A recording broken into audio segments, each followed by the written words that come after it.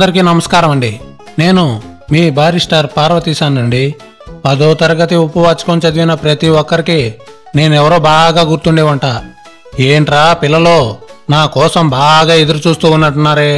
ఇక ఏమాత్రం ఆలస్యం చేయకుండా మొదలెట్టేద్దాం. ఎపిసోడ్ 18. నాకు ఈ దేశం కొత్త. మీరు రాకపోయినట్లయితే ఏం చేసేవాడినో నాకే తెలీదు. శ్రమ అని అనుకోకుండా దయచేసి నన్ను ఏదైనా హోటల్కి తీసుకువెళ్తే సంతోషిస్తాను.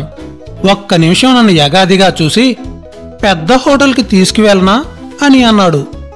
ఇంగ్లాండ్కు వెళ్తున్న వాళ్ళము పెద్ద హోటల్కి వెళ్లకుండా చిన్న హోటల్కి వెళ్ళడం ఏంటి కర్మ అని అనుకుని పెద్ద హోటల్కే తీసుకువెళ్ళమని అడిగాను. అతను మళ్ళీ నా వంక చూసి పెద్ద హోటల్లో చాలా ఎక్కువ అవుతుంది అన్నాడు సంకోచిస్తూ. పైకి అలా కనబడ్డా నేను చాలా డబ్బు గలవాణ్ణి అని అతనికి తెలిసేలా ఉండాలి అని చిరునవ్వుతో మరేమీ పర్వాలేదు తీసుకెళ్ళండి అని అన్నాను. సరే మీ సామాను ఎక్కడుందో చెప్తే పైకి తెప్పిస్తాను అన్నాడు దొర. పలానా చోట ఉంది అని చెప్పగానే సామాను పైకి తెప్పించి దయచేయండి వెళదాము అన్నాడు. దజ్జగా స్టీమర్ దిగి కిందకొచ్చి బండెక్కి హోటల్కి వెళ్ళాము. హోటల్ అంటే చెన్నాపట్నంలో ఉన్నట్టుగాను కొలంబోలో ఉన్నట్టుగాను అంతకంటే కాస్త బాగా ఉంటుంది అని అనుకున్నాను. ఇది పైకి చూడగానే చాలా పెద్ద మేడలా కనబడ్డది. ఇంత గొప్ప మేడ ఇంతవరకు ఎప్పుడూ చూడలేదును. బండి ఆగ్గానే తమాషాగా వేషం వేసుకున్న ఒక వ్యక్తి వచ్చి బండి తలుపు తీశాడు. నన్ను చూడడంతోనే తల పైకెత్తి ఇంకొక వైపుకి చూడడం మొదలెట్టాడు. నా పక్కనున్న దొరకేసి చూసి ఇలాంటి వాడిని ఎందుకు తెచ్చావు అన్నట్టుగా చూస్తూ ఉన్నాడు. వాడు చూసిన చూపుతోటే నా గుండె సగం జారిపోయింది. ఇక వాడు నా సామాను కేసి చూసి సరాసరి హోటల్ గుమ్మం దగ్గరికి నడిచాడు. వాడి వెనకాలే మేము నడిచాం. లోపలికి ప్రవేశించగానే అడుగు ముందుకు సాగింది కాదు. ఇదేదో ఇంద్రభవనం వల్లే ఉంది. ఎర్రెక్కిపోయి పెద్ద హోటల్కి తీసుకెళ్ళమని చెప్పాను. ఎంత డబ్బు ఖర్చు అవుతుందో కదా అనుకున్నాను. ఇప్పుడు అనుకుని ఏమి లాభమా అనుకుని నా జీవితం అంతా దజ్జాగా ఇలాంటి హోటల్లోనే గడిపినట్టుగా ముందుకు నడిచాను. నా తోటి వచ్చిన దొర అక్కడున్న గుమస్తాతోటి ఏదో చెప్పాడు. ఆ గుమస్తా ఒక పెద్ద పుస్తకం తీసి అందులో నన్ను సంతకం చేయమన్నాడు. ఆ దొర నన్ను ఒక బంట్రోతికి అప్పగించి అతను నన్ను గదికి తీసుకెళ్తాడని చెప్పి భోంచేసిన తర్వాత మా ఆఫీస్కి రమ్మని చెప్పి చక్కా వెళ్ళిపోయాడు. బంట్రోతు నా సామాను తీసుకువెళ్లి అక్కడొక చిన్న గదిలో పెట్టాడు. ఆ గది ముందు ఇనప కటకటాల తలుపులు ఉడవడానికి వీలుగా ఉండేటి ఉన్నాయి. గది బొత్తిగా చిన్నదిగా ఉంది. అందులో ఒక చిన్న బల్ల ఉంది. ఇంత చిన్న గదిలో ఉండడం ఎలాగా అనుకున్నాను. నా మడత మంచం తీసి వేసుకుందామంటే అక్కడ స్థలం సరిపోయేలా లేదు. పోనీ బల్ల మీద పొనుకుందామంటే అది కాస్త పొడుగు సరిపోదు. గదిలో మటుకు దీపం వెలిగించాడు. గాలి రావడానికి ఎక్కడ కిటికీ అయినా కనబడదు. ఇంత పెద్ద హోటల్లో ఇంత చిన్న గదులు ఏమిటా అనుకున్నాను. అన్నీ ఇలానే ఉంటే తక్కిన వాళ్ళంతా ఎలా ఉంటారా అనిపించింది. ఒకవేళ నన్ను చూసి నన్ను లోకువ కట్టి ఇంకొకరికి పనికిరాని గది నాకిచ్చాడేమో అనుకున్నాను. నా తప్పు మటుకు ఏంటి? ఈ గదిలోకి వెళ్ళకూడదు అనుకున్నాను. సామాను గదిలో పెట్టి బంట్రోతు నన్ను రమ్మన్నాడు. నేను రాను అన్నాను. రమ్మని ఊరికే సంధి చేయడం మొదలెట్టాడు. వాడి భాష నాకు అర్థం కావటం లేదు. ఏమైనా సరే నేను రాను అని తెగేసి చెప్పాను. వాడికి ఏమీ అర్థం కాక వెర్రి ముఖం వేసుకొని నా కేసి చూశాడు. వీడి సంగతేంటో కనుక్కుందామని గుమస్తాని పిలిచాను. గుమస్తా కూడా నన్ను లోపలికి వెళ్ళమన్నాడు. ఈ గదైతే నాకు అక్కర్లేదు, ఇంకొక హోటల్కి వెళ్తాను అన్నాను. వచ్చిరాని ఇంగ్లీష్లో నన్ను లోపలికి దయచేయమన్నాడు. ఆ హోటల్కి వచ్చిన వాళ్ళలో ఎవళ్ళో దొరలు దొరసాన్లు నన్ను చూసి నవ్వడం మొదలెట్టారు. నాకా గది అక్కర్లేదు, నా సామాను యువతలకు పడేయమని చెప్పాను. నాకా గది అక్కర్లేదు, నా సామాను యువతలకు పడేయమని మళ్ళీ చెప్పాను గుమస్తాతో. ఇక ఇలా చెప్తే లాభం లేదు అని అనుకున్నాడో కాబోలో నా చెయ్యి బలవంతాన పట్టుకుని లోపలికి తీసుకెళ్లి గది తలుపేశాడు. తలుపు వేసి వేయడంతో గది కాస్త అంతరిక్ష మార్గంలోకి ఎగిరిపోయినట్టుగా ఉంది. నేను హడలిపోయి చెవ్వుమన్నాను. ఇంతట్లోకి గది ఆగింది. బంట్రోతు తలుపు తీసి బయటికి నడవమన్నాడు. ఇదేమీ నాకు అర్థం కాలేదు. ఇంకా ఏం వింతలు జరుగుతాయో అని ఆశ్చర్యపోయి యువతలకు వచ్చాను. బంట్రోతు నా సామాను తీసుకొని తిన్నగా తనతో పాటు రమ్మని చెప్పి నన్ను ఒక గదిలో దిగబెట్టాడు. అప్పటికి ప్రాణం కుదుట పడ్డది. ఇందాకటి మేడ శ్రమ పడకుండా ఎక్కడానికి ఉపయోగపడే మేడ అని అర్థం చేసుకున్నాను. నన్ను చూసి వాళ్ళంతా కూడా ఎందుకు నవ్వుకున్నారా అని సిగ్గుపడ్డాను. ఈ హోటల్ గది కూడా హోటల్కి తగ్గట్టుగానే ఉంది. విశాలమైన పెద్ద మంచం, దానిపైన 2 పరుపులు, పైన బాగా 2 అరిచేతి దళసరి గల బొంత, ఇంకో పక్కన సోఫా, 2 కుర్చీలు, ఓ మేజా, దానిపైన పెద్ద అద్దము, ఇంకో మేజా పైన ఒక పెద్ద బూర్ల మోకుడు, నిండు సహితంగా 2 కూజాలు, ఒక సబ్బు, మల్లె పువ్వులాగా ఇస్త్రీ చేసిన 2 తువాళ్ళు, ఇంకా ఆ గోడలు, వాటి అందము వర్ణించడానికి శక్యం కాదు. నేను కళ్ళు అప్పగించి నా గదికేసి చూస్తూ ఉంటే బంట్రోతు నా సామాను అక్కడ పెట్టి వాడి దారిన వాడు చక్కాపోయాడు. నేను ఒక్క నిమిషం సోఫా మీద కూర్చొని సౌఖ్యమన్నా సుఖమైన దొరలకే కాని మనకేముంది అనుకున్నాను. మన దేశం ఎప్పుడు ఇటువంటి స్థితికి వస్తుందా అనుకున్నాను. తలుపు దగ్గరే ఒక గోడ మీద గొత్తం నొక్కమని రాసి ఉంది. ఎందుకని ఇలా రాశాడా అనుకున్నాను. వచ్చిన వాళ్ళంతా దీన్ని నొక్కాలేమో అనుకుని నొక్కాను. వెంటనే ఒక బంట్రోతు పరిగెత్తుకుని నా దగ్గరకు వచ్చి వచ్చినవాడు కాస్త ఫ్రెంచిలో ఏమో అన్నాడు. నాకు అర్థం కాలేదు. నాకేమో కడుపులో ఆకలి దహించుకుపోతూ ఉంది. వీడేమో వచ్చి అదేదో భాషలో చెప్తున్నాడు. నాకు ఒళ్ళు మండిపోయింది. నువ్వు మర్యాదగా ఇంగ్లీషు మాట్లాడితే మాట్లాడు, లేకపోతే కిక్కురు మనకుండా అవతలకి నడవమని అన్నాను. వాడికి ఇంగ్లీషు కొద్దిగా తెలుసునని అర్థమవుతుంది. వాడు ఇంగ్లీష్లో మీరు ఎందుకు గంట కొట్టారు అని అడిగాడు. నేను ఏమీ గంట కొట్టలేదు, చిత్తం గంట కొట్టినట్టుగా వినబడితే వచ్చానండి, మీకేమైనా కావాలా అని అడిగాడు. భోజనం చెయ్యాలి, అన్నట్టు భోజనాల సావిడి ఎక్కడా అని అన్నాను. అప్పుడే వాడికి ఏదో జ్ఞాపకం వచ్చినట్టు మీరు అందరితో పాటు భోజనం చేస్తారా లేదా మీ భోజనం గదిలో చేస్తారా అని అడిగాడు. అందరితో పాటు భోజనం హాల్లో చేయకుండా నేను నా గదిలో నా భోజనం ఎందుకు చేయాలి, అక్కడికే తీసుకువెళ్ళు అని అన్నాను. చిత్తం దయచేయండి అని నన్ను హాల్లోకి తీసుకువెళ్ళి ఓ మూల కూర్చోబెట్టాడు. ఒకదానికంటే మరొకటి మరీ వింతగా ఉంది. ఇది వరకు అన్ని ఊర్లో చూసిన వాటికంటే ఈ హాలు ఎక్కువ అందంగా ఉంది. ఇక్కడ బల్లలు, వాటిపైన మల్లెపూల్లాంటి గుడ్డలు, వాటిపైన రంగురంగుల పువ్వులతో ఉన్న రకరకాల కూజాలు, తెల్లని ఆ పళ్ళ్యాలు చూస్తుంటేనే కళ్ళు చెదిరిపోతున్నాయి. ఏమి సౌందర్యము ఐశ్వర్యము అని ఆశ్చర్యపోతూ గుడ్లప్పగించి చూస్తూ కూర్చున్నాను. హాలు నిండా అనేక మంది దొరలు దొరసాన్లు భోజనానికి కూర్చున్నాను. వాళ్ళ వేషాలు చూస్తూనే చాలా గొప్ప వాళ్ళని తెలుస్తుంది. నా బోటి వాళ్ళను కూడాను. నా కేసి ఒక చూపు చూసి వాళ్ళ పాటికి వాళ్ళు తల వంచుకొని భోజనం చేస్తూ ఉన్నారు. బ్రాహ్మణ భోజనం మధ్య మర్తూ ఎదురుగా వచ్చిన పంచముణ్ణి చూసినట్టు వాళ్ళు నా కేసు చూసినట్టుగా తోచింది. ఎరక్కపోయి వచ్చాం కదా ఇక్కడికి అనుకున్నాను. బంట్రోత్ ఒకడు వచ్చి మాంసం కూర ఉన్న కంచం ఒకటి నా ముందర పెట్టాడు. నేనది తిన్ను అని సూచించాను. అయితే ఏం కావాలి అని అడిగాడు. నేను శాకాహారిని అని చెప్పాను. అంతే, ఆ కంచం తీసుకెళ్లి ఒక చేపను తీసుకొచ్చి పెట్టాడు. అది పనికిరాదు అంటే 2 కోడిగుడ్లు తీసుకొచ్చి పెట్టాడు. ఆశ్చర్యపోతూ ఇవి సహించవు అని చెప్పాను.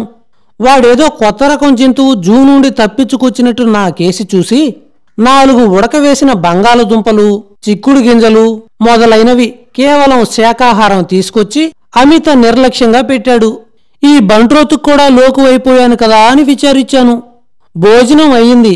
ఇంకా కుక్కువారి కంపెనీకి వెళ్ళి ఇంటి దగ్గర నుండి ఏమైనా డబ్బేమైనా వచ్చిందేమో అని కనుక్కుందామని బయలుదేరాను. మేడ దిగడం కోసం పొద్దున ఎక్కిన గది కోసం అరద్దామా అనుకుని ఎలా పిలవడమా అనుకుని మామూలుగా మెట్లు దిగి కిందకొచ్చాను. నన్ను చూసిన వాళ్ళంతా కూడా నవ్వడం, ఏంటా ఇలా నవ్వుతున్నారా అనుకుని నా బట్టల కేసు చూసుకుని ఈ 7 రూపాయలన్నారా సూటే కారణం కదా అనుకుని తక్షణం ఏదైనా కొత్త డ్రెస్ కొనుక్కుందాం కదా అనుకుని నిశ్చయించి వీధిలోకి వచ్చాను. వీధిలోకి వచ్చేటప్పటికి చలి గజగజలాడిచ్చేసింది. ఇంత గొప్ప సూట్ అయినా చలిని ఆపలేకపోయింది.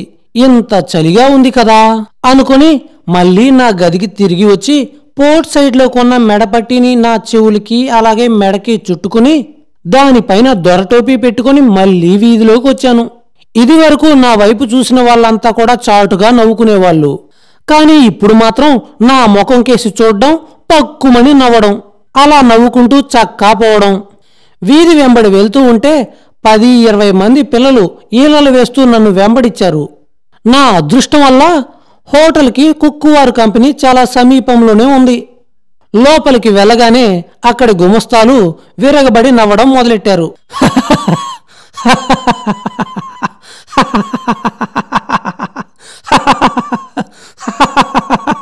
నాకు ఉడుకుపోతుతనం వచ్చి కళ్ళంబడి నీళ్ళొచ్చాయి. ఎందుకలా అందరూ నాకు కేసు చూసి నవ్వుతున్నారలా? నాలో ఏం లోపం?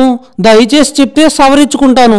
వాళ్ళు నా కేసి చూసి విరగబడి నవ్వి నవ్వి నవ్వి కాసేపటి తర్వాత నా పైన జాలి కలిగిందో ఏమో నా దగ్గరకొచ్చి నా అవస్థ తెలుసుకుని నేను ఎంతో ఆప్యాయంగా కొనుక్కొని చలి బాధ భరించలేక కట్టుకున్న మెడపట్టి ఆడవాళ్లే కాని మగవాళ్లు వేసుకోవడం వాళ్ళ దేశాచారం కాదని, కొత్తగా ఉండడం మూలన నవ్వొచ్చిందని నన్ను క్షమించమని పొద్దున హోటల్లో దిగిపెట్టిన గుమస్తా అన్నాడు. ఇందుకా బాబు ఇంత కర్మ? పోనీలే అనుకుని ఇప్పటికైనా చెప్పాడు కదా అని సరిపెట్టుకుని వాడి ధర్మం వాడు నిర్వర్తించాడనుకుని వాడి పైన నా కృతజ్ఞత తెలపడం కోసం నా మెడపట్టి వాడి చేతికిచ్చి మీ వాళ్ళకి ఎవరికైనా నా బహుమతిగా దీన్ని బహుకరించమని వాడికిచ్చాను. నాకు టెలిగ్రామ్ ఏమైనా వచ్చిందా అంటే లేదన్నాడు. సరేలే పోని రేపు వస్తుంది అన్నాను. చలి చాలా బాధిస్తుంది అని అన్నాను. ఓవర్ కోటు కొనలేదా సారు అని అడిగాడు గుమస్తా. లేదు అని అన్నాను. అయితే ఒకటి కొనండి, లేదంటే చలి చాలా బాధిస్తుంది అన్నాడు గుమస్తా. అయితే దయచేసి ఏదైనా బట్టల దుకాణం దగ్గరికి తీసుకెళ్లమన్నాను. పాపం మంచివాడు, కష్టసుఖాలు తెలిసినవాడు, పిల్లలు కలవాడు కనుక నా కష్టం తెలుసుకుని నా వెనకాలతోనే వచ్చేశాడు. ఇద్దరం ఒక పెద్ద షాపులోకి వెళ్ళాం. చాలా దర్జాగా ఉంది షాపు. చెన్నాపట్నంలో షాపుకు మళ్ళనే ఉంది. అంతకంటే ఇంకా పెద్దదన్నమాటే. దానికి నేల మీద ఒక చక్కని పెద్ద తివాచి ఉంది. చూసి చూసి దాని మీద నడవకుండా పక్కన నడిస్తే బాగుంటుంది అని వట్టి నేల మీద అడుగు పెట్టాను. అదేమీ నేలో కాని అడుగు పెట్టి పెట్టగానే జర్రున జారింది. పడకుండా గాలిని పట్టుకోవాలి అని ప్రయత్నించడం మూలాన అది కాస్త దొరకపోవడం మూలాన సర్రున జారి వెల్లికిలా పడ్డాను. పడడంతోనే అక్కడ పనిచేస్తున్న గుమస్తాలు, పనివాళ్ళు 50 మంది నా కేసు చూసి పక్కున నవ్వారు.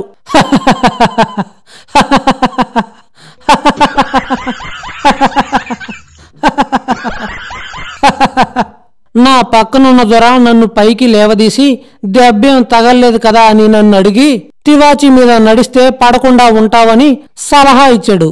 అది వరకు దాకా నా కేసు చూసి నవ్వుతూ ఉన్న వాళ్ళంతా నేను పైకి లేచి వాళ్ళ కేసు చూసేసరికే నవ్వు ఆపేసి ఏమీ ఎరగనట్టు నా కేసు చూస్తూ నిలబడ్డారు.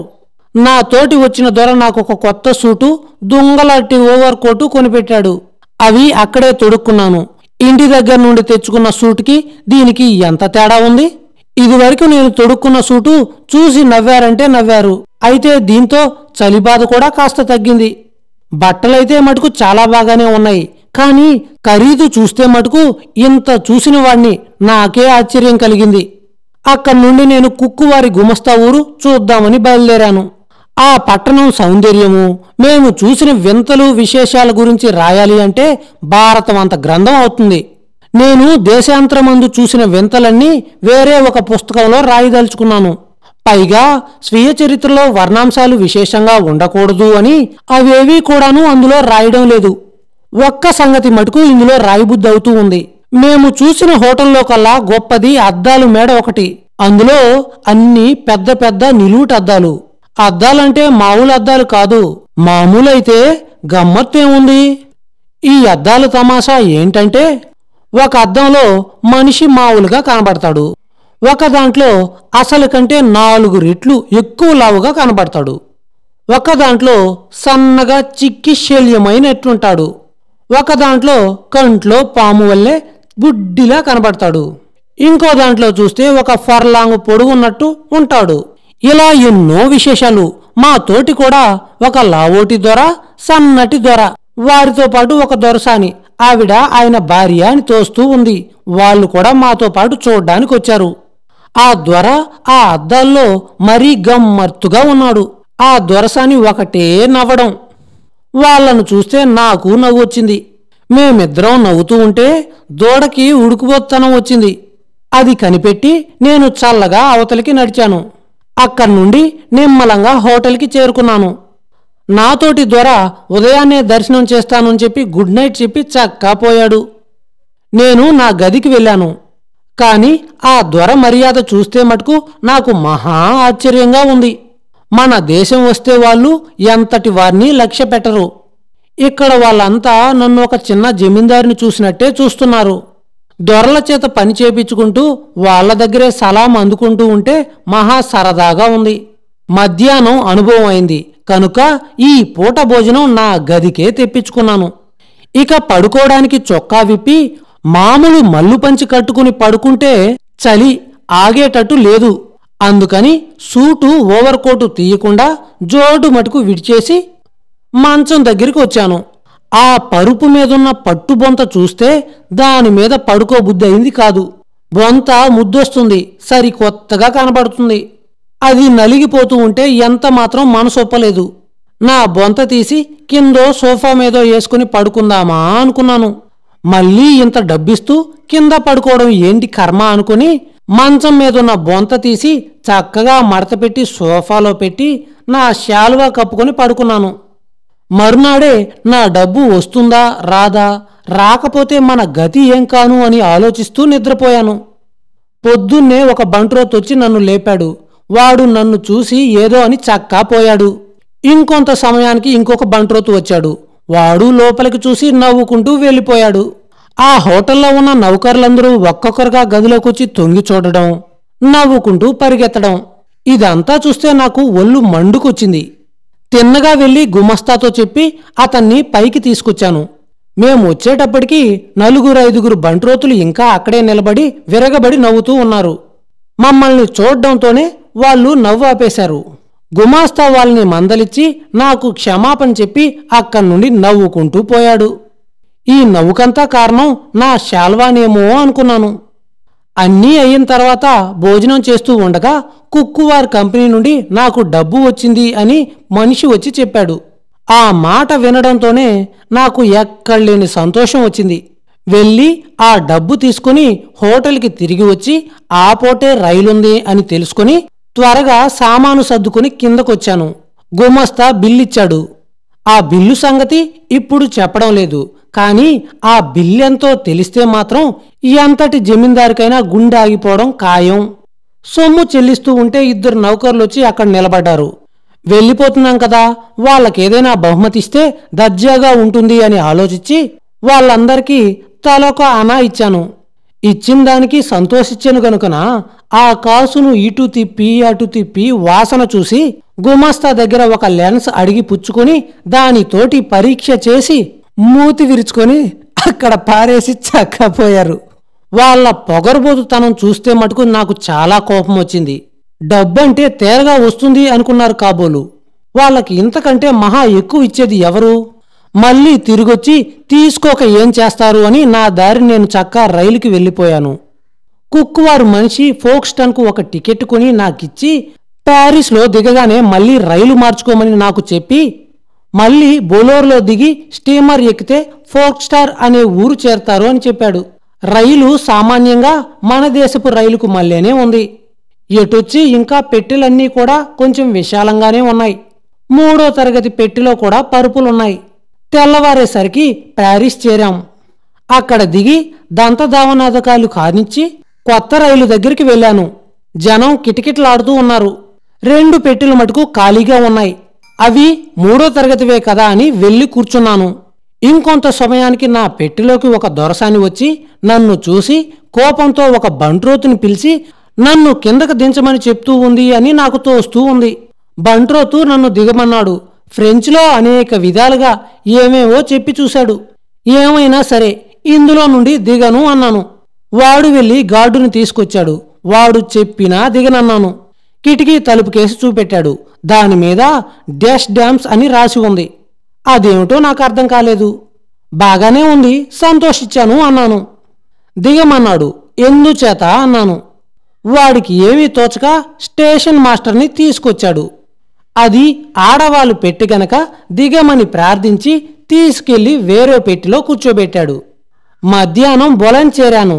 దిగి స్టీమర్ ఎక్కాను. ఆ స్టీమర్ చాలా చిన్నది. సముద్రం మహా హడావిడిగా ఉంది. అందుకని ప్రతి వాళ్లకు వికారము, వాంతులు. ఇన్నాళ్ళు ఆ స్టీమర్లో ప్రయాణం చేసినా ఇంత బాధ ఎప్పుడూ పడలేదు. అందరూ తలోమూల ప్రాణం పోతున్నట్టు పడుకున్నారు. ఈ అవస్థ ఎప్పుడు వదులుతుందా అనుకున్నాను. మొత్తం మీద 2 గంటల కంటే ఎక్కువ పట్టలేదు. కానీ ఆ కాస్తసేపు ఒక యుగంలా ఉంది. పోక్స్టన్లో దిగేటప్పటికి సుమారు 5 గంటలు అవుతుంది. ఇంగ్లాండ్లో అడుగు పెట్టానన్నమాట జ్ఞాపకం తెచ్చుకొని మొదట కుడికాలే పెట్టాను. మనసులో ఒక విధమైన ఆందోళన బయలుదేరింది. గుండెల్లో అదురు పుట్టింది. ఇంతవరకు మొండితనంగా కొట్టుకొచ్చాను. ఇక ముందేమో అనే ఆలోచన పోయింది. అన్నిటికీ ఈశ్వరుడే ఉన్నాడు అని ఒక దండం పెట్టుకున్నాను. దీంతో బారిస్టర్ పార్వతీశం మొదటి భాగం పూర్తయింది.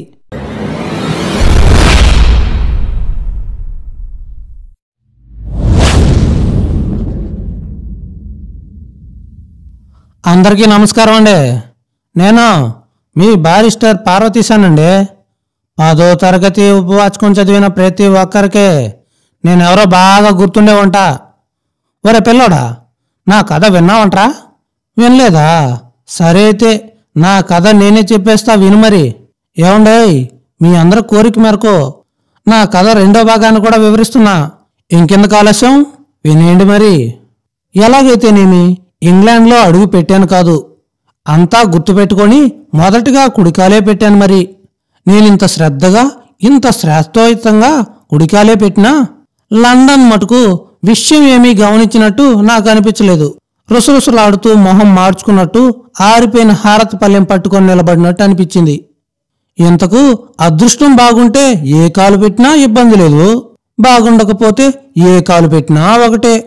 ఇక్కడ దిగ్గానే నాలో ఉత్సాహం సగం చచ్చిందని చెప్పను గాని చల్లారిందని మాత్రం చెప్పక తప్పదు. కారణం ఏంటంటే నేను చెప్పలేను. లండన్లో అడుగు పెట్టేటప్పటికి పారామీటర్ మరీ దిగిపోయినట్టు అనిపించింది. నెమ్మదిగా సామాన్ దించుకొని ప్లాట్ఫామ్ మీద నిలబడ్డాను. ఏం చేయడానికి తోచలేదు. ఎటు వెళ్లాలో మొదలే తెలియదు కదా.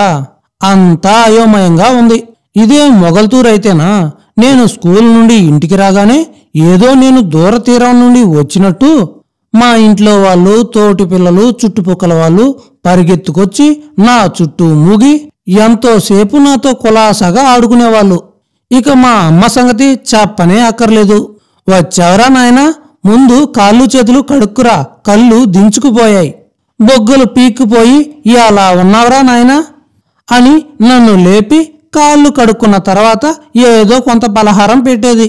ఒక్కొక్కప్పుడు నాకు దిష్టి కూడా తీస్తూ ఉండేది. నాకెంతో సిగ్గుగా ఉండేది. ఏంటమ్మా నువ్వు నీ చేదస్తవును, ఇంకా ఎన్నాలేంటి ఈ దిష్టి అదీను, నేనింకా చిన్న కూజమ్మని అనుకుంటున్నావా ఏంటి అనేవాణ్ణి. కొంచెం కోపం అభినయిస్తూ ఇదంతా జ్ఞాపకం వచ్చి ఒక్క మాట దుఃఖం వచ్చింది. కళ్ళు ఒత్తుకుంటూ చలికి గజగజలాడుతూ పక్క చుట్టలో శాల్వా తీసుకొని కప్పుకుందామని అనుకుంటూ ఉండగా పాతాళంలో నుండి ఎవరో తంతే పైకి ఉబిగినట్టు, కుక్ కంపెనీ ఆసామి పాతాళంలో నుండి వచ్చినట్టు తోచిన నా పాలిటికి దివి నుండి ఊకు వచ్చిన దేవతలా తోచినాడు. నన్నొక్కసారి యగాదిగా చూసి, హా good evening, what is your name? Let me see, you are the great mister Parvateesam, aren't you? Fine, we're hearing lot about you, good fine day. అన్నట్టు మీరే కదూ ఆ మహానుభావులు పార్వతీశం గారు? తమ సంగతి అబ్బో బోలుడంత విన్నాము. బాగుంది అంటూ చిరునవ్వుతో నన్ను పలకరించేటప్పటికీ నా ప్రాణం లేచొచ్చినట్టయింది. కాని నన్ను గ్రేట్ పార్వతీశం అన్నాడు. నా గురించి చాలా విన్నానన్నాడు. చాలా చిత్రంగా ఉందే. నేను గొప్పవాడినని వాడెలా కనిపెట్టగలిగాడు? నన్ను గురించి ఇంకా లండన్లో అడుగుపెట్టి ఇంకా అరగంటైనా కాకుండా ఎలా విన్నాడు? చాలా చిత్రంగా ఉందే అని చాలా ఆశ్చర్యపోతూ వాడికంటే మనమేమీ తీసిపోకూడదు అని అనుకుంటూ, yes sir, I Parvateesam, how you know me cook గారు అన్నాను ఇంగ్లీష్లో. నాకు కూడా ఇంగ్లీష్ వచ్చు సుమా, అట్టే పిచ్చి వేషాలు వేస్తే నా దగ్గర సాగవని చెప్పడానికి. Good, lot clever aren't you, come hurry అంటూ నా చేయి పట్టుకుని లాక్కుపోవడం మొదలెట్టాడు. ఎస్ కమింగ్ మై సామాన్ సార్ అంటుంటే వినిపించుకోడు. ఈ చెమిటి మాలోకం ఏంటి బాబు అనుకుని ఒక్క ఊపుతో నా చెయ్యి విదిలించి my saman there I go get my saman come అన్నాను. వెనక్కి తిరిగి నా సామాన్ కేసి చూపిస్తూ ఏంటయ్యా ఈ హడావిడి, నా సామాను ఉండవయ్యా, నా సామాను తీసుకుని వస్తాను. ఓహో యూ అండ్ యూ బ్లడీ సామాన్, వాట్ అబౌట్ యూ? ఏమిటయ్యా నువ్వు నీ వెధవ సామాను, అసలు సామాన్ అంటే ఏంటి అన్నాడు వాడు. My box 6 and bed sir అన్నాను వాటికేసి చూపెడుతూ. ఓ డాట్ అని ఒక పెద్ద నవ్వు నవ్వి సామాన్ సామాన్ అని 4 సార్లు అనుకుని పర్వాలేదు నీ సామాను ఎక్కడికి పోదు, వాటిని తీసుకురమ్మని ఓ మనిషితో చెప్పాను, వాడు వాటిని తీసుకొస్తాడు, మనం తొందరగా వెళ్ళి ఆ రైలు ఎక్కాలి అన్నాడు అక్కడున్న రైలు కేసి చూపెడుతూ.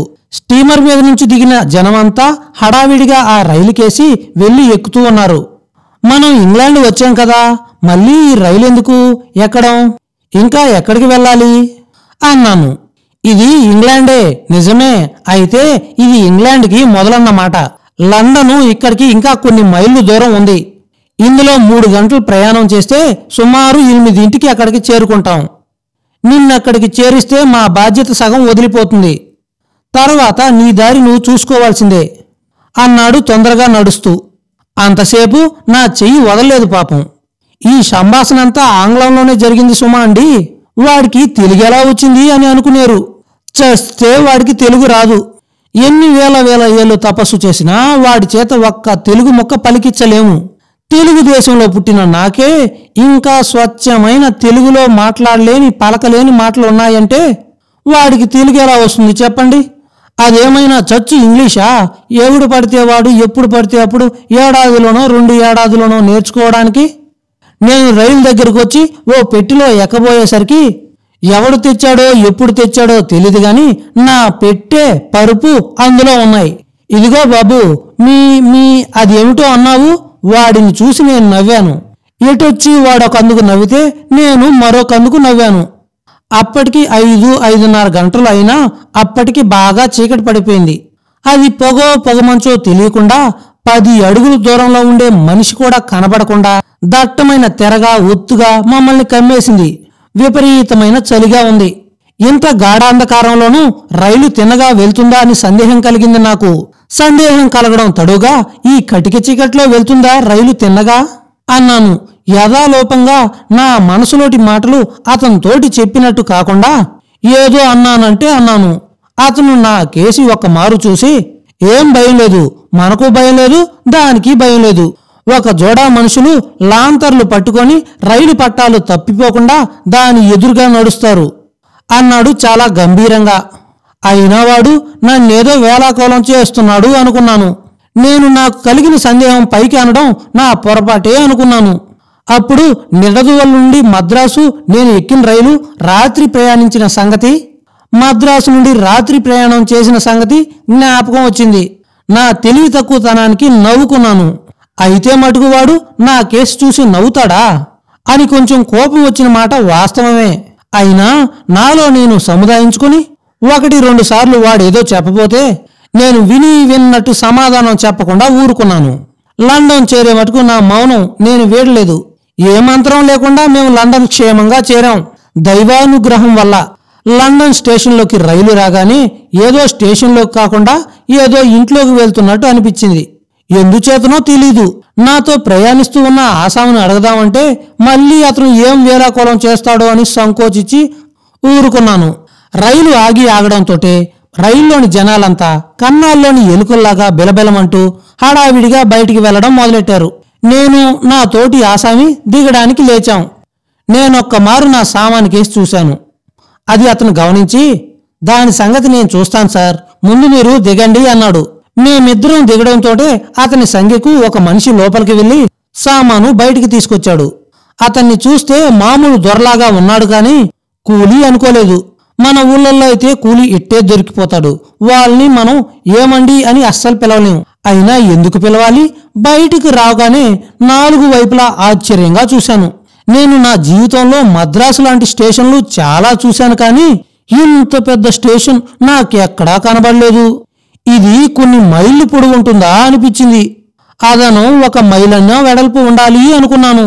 ఎందాక రైలు స్టేషన్లోకి కాకుండా ఇంట్లోకి వెళ్తుంది అని అనిపించడానికి కారణం ఇప్పుడు తెలిసింది. ఇంత వెడల్పు పొడవు ఉన్న స్టేషన్ అంతటికీ ఒక గాజు కప్పు ఉంది. గాజు కప్పు పై భాగాన కనబడింది. ఇంత గాజు కప్పు ఎలా దొరికిందా వీళ్ళకి అనుకున్నాను. అసలు గాజెందుకు వేశారు అనే సందేహం కూడా కలిగింది. ఒకవేళ ఏ కొబ్బరికాయో దాని మీద పడితేను, ఒకవేళ పక్కింటి కుర్రాళ్ళు ఆడుకుంటూ ఏ లక్క పెడితో దాని మీద వేస్తేను, లేదా ఓ పెంకు మొక్కలో దాని మీద విసిరితేను ఇంత పెద్ద స్టేషను ఏమవుతుంది అని అనిపించింది. అయినా దానికి సమాధానం ఏదో మనమే ఊహించి తెలుసుకోవాలి గాని, ఇలాంటి మోటు మనుషుల్ని అడిగితే వాళ్ళు అతి తెలివిగా మాట్లాడాము అనుకొని నన్ను అవహేళన చేస్తారు. ఎందుకొచ్చింది బాధ? ఇంతకు స్టేషన్ కప్పు ఎలా పోతే నాకెందుకు అనుకుని అప్పటికి సమాధానం చెప్పుకున్నాను. ఇంతలో నా పక్కనున్న కుక్కు అనగా వంట మనిషి కాదు, కుక్కు కంపెనీ మనిషి బయటికి వెళ్దాం రండని నా చేయి పట్టుకుని బయటికి తీసుకువెళ్ళాడు. 10 బార్లు నడవగానే ప్లాట్ఫామ్లో కొంత దానంతటదే పరిగెడుతూ ఉంది. దాని మీద కొందరు మనుషులు నిలబడి ఉన్నారు. దాని దారినది దాంతో పాటు కొంతమంది మనుషులు ముందుకు సాగిపోతూ ఉన్నారు. ఇది లోపల నుండి ఎక్కడి నుండో వస్తూ ఉంది. దానికి అంతు ఉందో లేదో తెలీదు. నేను ఈ ఆలోచనలో ఉండగా నా పక్కనున్న అతను నా చెయ్యి పట్టుకుని తనతో పాటు దాని మీదకి లాగాడు. అతను మేకులా అలాగే నిలబడ్డాడు, కానీ నేను మటుకు వెనక్కి పడిపోయాను. అతను నా వీపు వెనక అతని చెయ్యి ఆసరా చేసి నన్ను పడిపోకుండా ఆఫ్ చేశాడు. మేము నిలబడ్డది కదిలే ప్లాట్ఫామ్. అది అలా ముందుకు సాగుతూనే ఉంది. అది నాకు చాలా విచిత్రంగా కనబడ్డది. ఇలా కొంత దూరం వెళ్ళిన తర్వాత ఎదుట మేడమెట్టుల్లా కనబడ్డాయి. దాని మీద కూడా అది పరిగెడుతూనే ఉంది. జనం పడకుండా అలానే నిలబడి ఉన్నారు. వాళ్ళు పడకుండా ఎలా ఆగారా అని ఆలోచిస్తూ ఉంటే మేం వెళ్తున్న భాగం కూడా మొదటి మెట్టు ఎక్కడం, నేను వెనక్కి పడిపోవడం, మళ్ళీ ఆయన ఆసరాతో నిలబడడం, మేడమెట్లు ఎక్కినట్టు నన్ను కూడా ఎక్కమని తను ఎక్కుతూ చెప్పడం. తగుదనమ్మా అని నేనే ఆ విద్యను నేర్చుకుని క్షణంలో ఆ మెట్లు ఏ ప్రమాదం లేకుండా ఎక్కడం అన్ని క్షణం పాట్లో జరిగిపోయినాయి. మరికొంత దూరం సాదా ప్రదేశం నుంచి ఇలా నడుస్తూ ఉండగా నా స్నేహితుడు పక్కకు తప్పుకుంటూ నన్ను కూడా తనతో పాటు పక్కకు లాగేశాడు. మరో పక్క ప్లాట్ఫామ్ దారి దానిదదే సెలయర్లా వెళ్తూ ఉంది. మేమిద్దరం ఒక 10 బార్లు నడిచి ఒక పెద్ద గది దగ్గర ఆగాం. అతను తలుపు తీయగా లోపలికి ప్రవేశించాను. నా సామాన్ ఇప్పుడు అక్కడికి ఎలా చేరిందో చేరింది. అక్కడ 10 మంది బల్లల మీద కుర్చీ ఎదుట కూర్చొని అక్కడికి వచ్చిన జనాభా సామాన్లు పెట్టెలో నుంచి తీయించి పరీక్ష చేసి ఓ చీటీ ఇచ్చి బయటికి పంపిస్తున్నారు. నా పెట్టెలు చూడ్డానికి సిద్ధంగా ఉన్న మనిషి నన్ను యగాదిగా చూసి నా స్నేహితుడితో అర్ధోక్తిలో hey man, who is this dog అన్నాడు. నా స్నేహితుడు షష్ అంటూ పెదవుల మీద వేలు పెట్టుకుని నోరు మూయమన్నట్టు సైగ చేశాడు. This young prince is my friend in India, come to study here. ఈ పిల్ల జమీందారు నా స్నేహితుడు, ఇండియా నుండి ఇక్కడికొచ్చాడు చదువు కోసం అని సామాను తొందరగా చూడమని సైగ చేశాడు. వాడు పెట్టె తీసి ఒక్కొక్క వస్తువే మునివేళ్లతో పైకి తీసి దూరంగా పడవేస్తున్నాడు. నాకు చాలా కోపం వచ్చింది. నేనేదో అనబోతున్నాను అని నా మిత్రుడు గ్రహించి నా చెయ్యి బట్టి గట్టిగా అదిమాడు. ఏమీ మాట్లాడొద్దు అన్నట్టు. ఆ తర్వాత వాడు నా పరుపు చుట్టు విప్పాడు.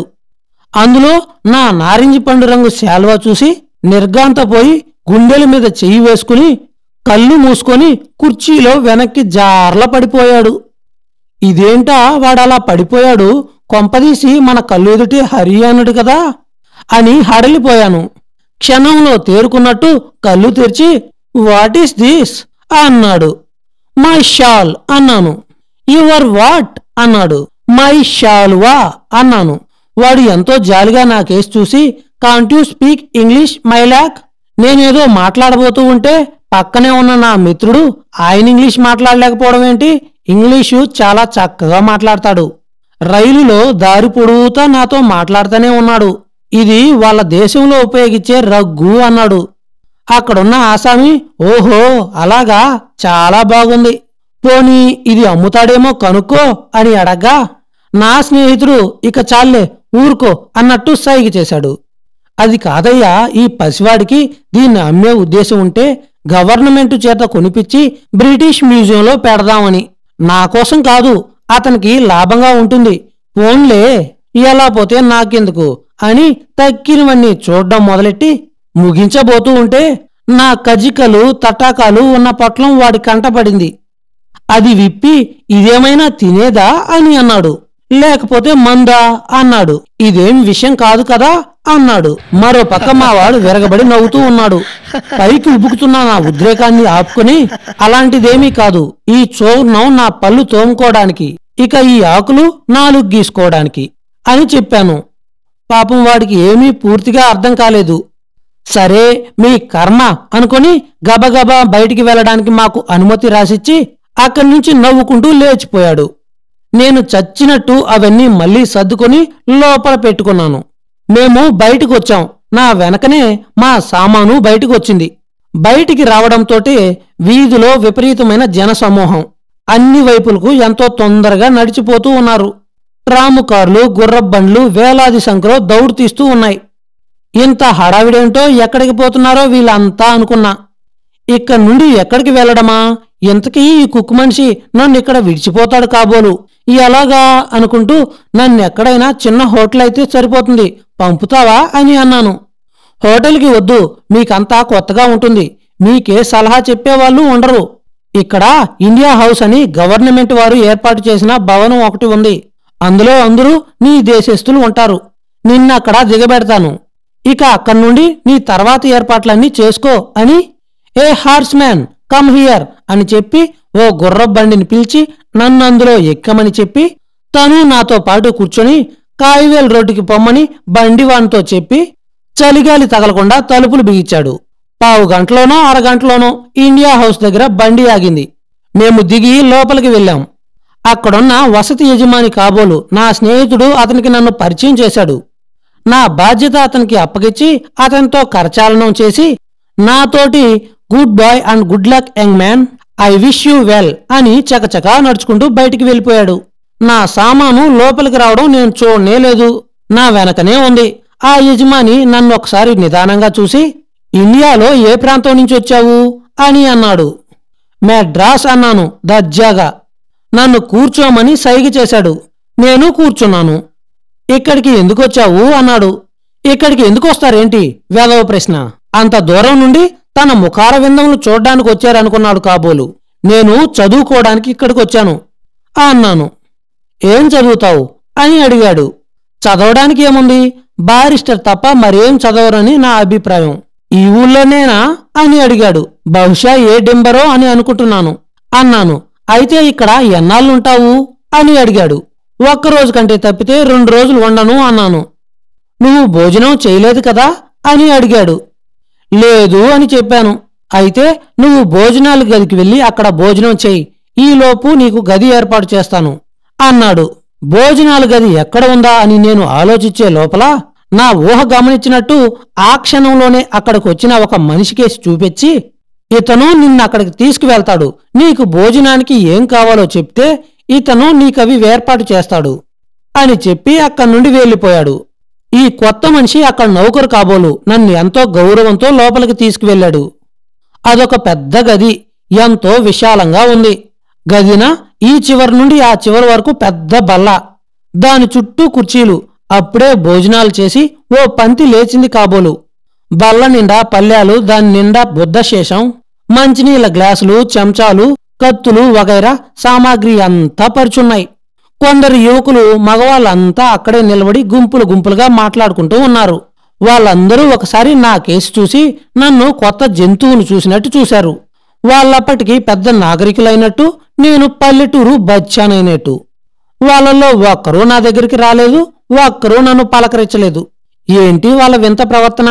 కొత్తవాడు కనబడ్డంతోటే, మీది ఏ ఊరు, ఎందాక వెళ్తారు, ఏం పని మీద వెళ్తున్నారు, పొద్దుపోయినట్టుంది, మీరిక్కడ భోంచేసి వెళ్ళండి అని ఏదో ఆ కొత్త మనిషిని పలకరించి పరిచయం చేసుకుని అతనికేమీ ఇబ్బంది లేకుండా పంపించడం మన సాంప్రదాయం కదా. వీళ్ళందరికీ ఒక్క మాటు వాగ్బంధనం అయినట్టు ఒక్కడూ మాట్లాడ్డేమి. పలకరిస్తే ముత్యాలేమైనా రాలిపోతాయా? పరాయి వాడితో మాట్లాడితే గౌరవభంగం అని నేనేమైనా తమని అడుగుతానా? ఏ సహాయమైనా అర్థిస్తానేమో అని భయమా? ఏమిటో నాకంతా వింతగా ఉంది. ఇంతలో నన్ను లోపలికి తీసుకొచ్చిన మనిషి అక్కడ బల్ల మీద కొన్ని సామాన్లు తెప్పించి నన్ను దయచేసి అక్కడ కుర్చీ మీద కూర్చోమన్నాడు. తమకేం కావాలి అని అడిగాడు. ఇంతలో అక్కడున్న సమూహంలో ఒక పెద్ద మనిషి నా మీద దయతలిచి కాబోలు నెమ్మదిగా నా దగ్గరకు వచ్చి నా పక్కన కూర్చొని, మీరు ఎక్కడ్నించొచ్చారు? ఈ ఊరు ఎప్పుడొచ్చారు అన్నాడు. నేను మద్రాసులో గోదావరి జిల్లా నుండి వచ్చాను. నేను తెలుగువాణ్ణి. ఆ మాట విని అక్కడ సమూహంలో ఉన్న ఒక వ్యక్తిని పిలిచి, మీ జిల్లా నుండి వచ్చాడయ్యా ఈయన పాపం. అతనికి ఏం కావాలో కనుక్కుంటావా అన్నాడు. నేనా? నేను ఆయన ఎవరో ఎరగను, ఎప్పుడూ చూడలేదు, నాకెవరూ పరిచయం చేయలేదు, నేనెలా మాట్లాడను అన్నాడు అతడు. నా పక్కనున్న పెద్ద మనిషి నవ్వుకుని, అవును నిజమే సుమా, నాకెవరూ పరిచయం చేయకపోయినా నేను మర్చిపోయి మాట్లాడేస్తున్నాను. అయినా పాపం ఈయనేమీ అనుకోలేదు అని అంటూ ఉండగా అవతల పెద్ద మనిషి గబుక్కుని తిరిగి వెళ్ళిపోయాడు. నా పక్కనున్న పెద్ద మనిషి, అయ్యా మీరేం తీసుకుంటారు? మీరు శాకాహారులా మాంసాహారులా అన్నాడు. నేను కేవలం శాకాహారిని అన్నాను. నన్ను లోపలికి తీసుకొచ్చి వెనకే నిలబడి ఉన్న నౌకర్తో నాకు శాకాహార భోజనం ఏర్పాటు చేయమన్నాడు. అతను కొంచెం అన్నం, కొంచెం కూర లాంటిది తీసుకొచ్చి నాకు పెట్టాడు. తర్వాత అతను కొంచెం రొట్టె, వెన్న, కొంచెం జామట అది పెట్టాడు. ఆకలి మీద ఉన్నాను గనక ఆకలి మీద రుచేమీ తెలీదు అన్నట్టు ఆకలి మీద అదంతా 2 ముద్దల్లో కుమ్మేశాను. తర్వాత ఫుడ్డింగ్ అంట.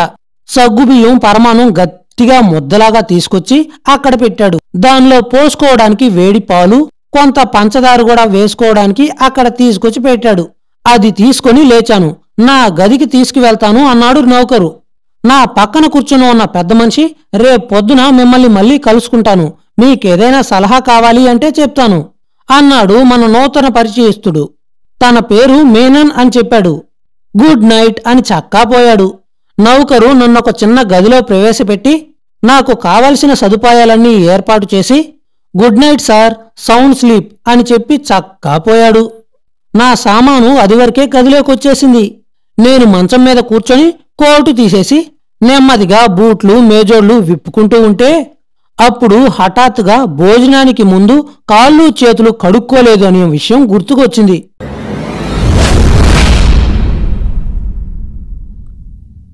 ఈ దేశంలో ఉన్నప్పుడు ఆచారం పాటించవలసిన అవసరం ఉండదు కాబోలు అని అనుకున్నా. కాళ్ళు చేతులు కడుక్కోకుండా అలా మాలగుడ్డలతో తింటావేంట్రా అన్న మా అమ్మ మందలిప్పుడు జ్ఞాపకానికి వచ్చాయి. నా షరాయి కూడా విడిచి పంచి కట్టుకొని నా మంచం మీద వెన్ను వాల్చాను. ఇక భవిష్యత్ ఏంటి అని అనుకుంటూ ఉన్న ఉత్తర క్షణంలోనే నిద్రాదేవి నన్ను ఆవహించింది. ఇంటి దగ్గరున్న అలవాటు చూపని, అంటే ఉదయాన్నే 6 గంటల లోపనే నాకు మెలకు వచ్చింది. లేచి కిటికీ తెరను తొలగించి గాజు అద్దంలో నుండి బయటికి చూస్తే అంతా అంధకారంగా ఉంది. ఈ వసతి గృహంలో కూడా సంచలనం అట్టే ఉన్నట్టు కనబడలేదు. ఈ మేడలు, ఈ కట్టుబడి, ప్రతి చోట సోఫాలు, కుర్చీలు, నడవడానికి నేల మీద తివాచీలు అన్నీ చూస్తూ ఉంటే చాలా ఆశ్చర్యం అనిపించింది. నేను పుట్టిన తర్వాత ఇన్ని సంవత్సరాల్లోనూ ఎక్కడా ఇలాంటివి చూడనే లేదు. ప్రతి చోట కిటికీలన్నిటికీ కూడాను అందమైన బోలుడంత ఖరీదైన తెరలు కూడాను. వాటి ఉపయోగం ఏంటో నాకు అర్థం కాలేదు. హాయిగా గాలి ఆడకుండా, ఊపిరి సలపకుండా ఇంత బందోబస్తు ఎందుకు అనేది అర్థం కాలేదు. తర్వాత ఫ్రాన్స్లోనూ ఇక్కడ కూడాను ఇళ్లకి, షాపులకి అన్నిటికీ కూడాను అద్దపు తలుపులే. వాళ్ళకిక్కడ దొంగల బెడద ఉండదు కాబోలు. తమాషాకు కిటికీలపైన రాళ్లు విసిరేవాళ్ళు, అల్లరి పిల్లలు ఉండరు కాబోలు అని అనుకున్నాను. ఇలా ఆలోచిస్తూ మళ్ళీ కాసేపు మంచం మీద పడుకున్నాను. ఇంకా ఇంత చీకటేమిటి? ఇంకా తెల్లవారకపోవడం ఏంటి? సూర్యుడేమైనా లేవడం మర్చిపోయాడా? ఇక్కడ జనమంతా లేవడం ఎప్పుడు? కాళ్ళు కడుక్కోవడం వగైరా నిత్యకృత్యాలన్నీ ఎప్పుడు? ఇక వాళ్ళ పని పాటలు చూసుకోవడం ఎప్పుడు? ఆడామగా కూడా బారెడు పొద్దెక్కిన తర్వాత లేస్తే వంట వార్పు తయారు చేసేది ఎప్పుడు? అలా ఆలోచిస్తూ ఉంటే మళ్ళీ మరో మబ్బు తెర వచ్చింది. మళ్ళీ మరో కునుకు పట్టింది. మరో గంట వరకు మెలకువ రాలేదు. అప్పుడు లేచి ముఖం కడుక్కుంటే ఎక్కడికి వెళ్ళాలి అనేది అసలు తెలియలేదు. తలుపు తీసి చూస్తే బయటెవరూ కూడా కనబడలేదు. మళ్ళీ లోపలికి వెళ్ళి ఎలాగా అని ఆలోచిస్తూ ఉంటే గోడ మీద ఒక చోట ప్రెస్ బటన్ సర్వెంట్ అని ఉంది. ఇదేమిటో చూద్దామని వాళ్ళు రాసిన విధంగానే ఆ బొత్యం ఒత్తాను. ఉత్తర క్షణంలో గాలిలో నుండి బయటికి వచ్చినట్టు ఓ మనిషి తలుపు తీసుకుని లోపలికొచ్చాడు. వాడి వేషం, నిలబడిన తీరు చూస్తూ ఉంటే వీడేమైనా పెద్ద ఉద్యోగా అని అనుకున్నాను. వాడి కేసి చూస్తూ కొంచెం ఆలోచిస్తూ ఉంటే వాడే కొంచెం తగ్గి ముందుకు వంగి శిరసు వంచి నవ్వుతూ good morning sir, head sound sleep అన్నాడు. తర్వాత ఆరివాడిల్లు బంగారంగాను, అందులోనూ పెద్ద ఉద్యోగులాగా వేషం వేసుకొని కూడాను అని అనుకుని ఆశ్చర్యంతో ఏం చెప్పాలా అని ఆలోచిస్తూ ఉంటే మళ్ళీ వాడే what can I do for you sir అని అన్నాడు. అప్పటికి నా మందబుద్ధికి వాడు నౌకరు కాబోలు అని తోచింది. ఆ గోడ మీద కూడా ప్రెస్ బటన్ సర్వెంట్ అని రాత అని జ్ఞాపకం వచ్చింది. అప్పుడు నేను దర్జాగా పైకి లేచి వాళ్ళ దేశాచారం కదా అని కరచాలనానికి చెయ్యి చాచాను. వాడు నవ్వుకుంటూ నా చెయ్యిని ముట్టి ముట్టనట్టు అందుకొని విడిచిపెట్టాడు. I want to laboratory where అని అన్నాను. ఓ దిస్ వే సార్ అని రాజు ముందు నౌకర్లాగా నడుచుకుంటూ ముందుకు సాగాడు. అలా నడుస్తూ పక్కనున్న గదికి దారి తీశాడు. అక్కడున్న ఒక గది తలుపు తీసి you can wash here sir అని అన్నాడు. అని గోడకున్న ఒక పింగాణి పళ్ళెం, అందులోకున్న కుళాయి చూపెట్టాడు. ఓ పెద్ద పింగాణి పళ్ళెం చూపించి you can bath here sir, hot or cold అని అందులోకున్న 2 కుళాయిలు ఒక మాటు తిప్పి చూపించాడు. ఒక దాంట్లో నుంచి పొగలు చిమ్ముతూ వేడి నీళ్లు, మరో దాంట్లో నుంచి జివ్వుమనే చల్లటి నీళ్లు వచ్చాయి. తర్వాత పక్కనున్న ఇంకొక గోడను చూపెట్టి మీట్ యూ లేటర్ సార్ అని చక్కా పోయాడు. ఏది చూసినా అంతా వింతగానే కనిపించింది. మన దేశానికి ఈ దేశానికి ఏ విషయంలోనూ సాపత్యం కనబడలేదు. ఆ గదిలో నా కాలకృత్యాలు తీర్చుకోవడానికి ఎంతసేపు పట్టిందో, ఎలా తెమిచ్చుకొని బయటపడ్డానో చెప్పుకుంటూ పోతే చాలాసేపు పట్టడం, కొంచెం విసుగ్గా ఉండడం తప్ప మరేం ప్రయోజనం ఉండదు కదా. కాని ఒక్క మాట మటుకు చెప్పక తప్పదు. ఏదైనా కొత్త విషయాలు కనబడ్డప్పుడు వాటి సంగతి, సాపత్యాలు, ఉపయోగాలు ఇట్టే ఊహించుకొని ఉపయోగించగలిగే వాళ్లే తప్ప తక్కిన వాళ్ళకి, పైగా సామాన్యులకు ఇదో పెద్ద విషమ పరీక్షే. వాళ్ళు పాపం చాలా ఇబ్బంది పడతారు. ఇంకొక సంగతి ఇక్కడ చెప్పాలి. నేను ముందు నా గదిలోకి వెళ్లి తువ్వాలు అవి తెచ్చుకోవాలి అనుకున్నాను. ఇంతలోకే ఎదురుగా ఉన్న చాకలి తెచ్చిన తువ్వాలు మడత, సబ్బు కనబడడంతో ఇవెందుకున్నాయి ఇక్కడ? మన కోసమేనా? నా కోసమే అయితే నా ఒక్కడికే ఈ మర్యాద చూపించేదా, లేదంటే కొత్తగా వచ్చిన ప్రతి ఒక్కరికి కూడాను కొత్త తువ్వాల, సబ్బు ఇస్తూ ఉంటారా అనే సందేహం కలక్కపోలేదు. అయినా మల్లెపూల ఉన్న ఆ తువ్వాలు చూసి విడబుద్ధి కాలేదు. అది ఉపయోగించుకుంటే నా సందేహం తర్వాత తీర్చుకోవచ్చు అని అనుకున్నాను. తర్వాత గదిలోకి వెళ్లి అన్ని చోట్ల పరుపులు, దిండులు, తివాచీలు అన్నీ వాళ్లే అందించడం, నా పక్క వేసుకోవాల్సిన అవసరం కూడా లేకపోవడం స్ఫురణకొచ్చింది. ఇంతలోనే తలుపు మీద ఎవరో కొట్టిన శబ్దం అయింది. తలుపు తీశాను. ఇంతకు ముందు వచ్చిన నౌకరే ఓ పెద్ద పళ్ళెంలోనూ టీ, 2 రొట్టె ముక్కలు, పంచదార, పాలు వగైరా తీసుకుని వచ్చి బల్ల మీద పెట్టి నిశ్శబ్దంగా అక్కడి నుంచి నిష్క్రమించాడు.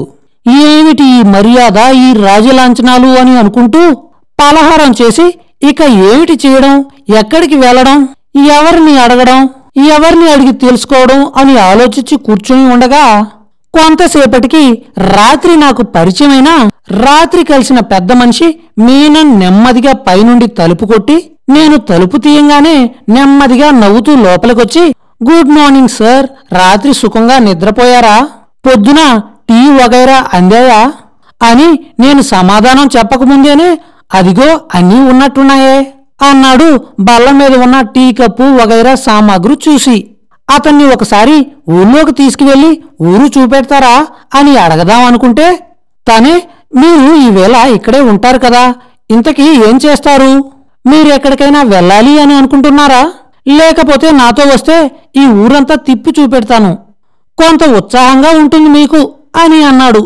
నా ఊహని ఇట్టే కనిపెట్టినట్టు అన్న ఆ మాటలకు ఎంతో సంతోషించి, మీరు చాలా మంచివారండి, నేనే మిమ్మల్ని ఒకసారి ఊళ్ళోకి తీసుకువెళ్ళమని అడుగుదామనుకుంటున్నాను. నా ఊహ మీరు గ్రహించినట్టు మీరే ఊర్లోకి తీసుకువెళ్తాను అని అన్నారు. చాలా సంతోషం, అయితే వెంటనే బయలుదేరదామా అన్నాను. లేవండి, వెళ్దాం, మీరు ఒక మాటు తలదూకోండి.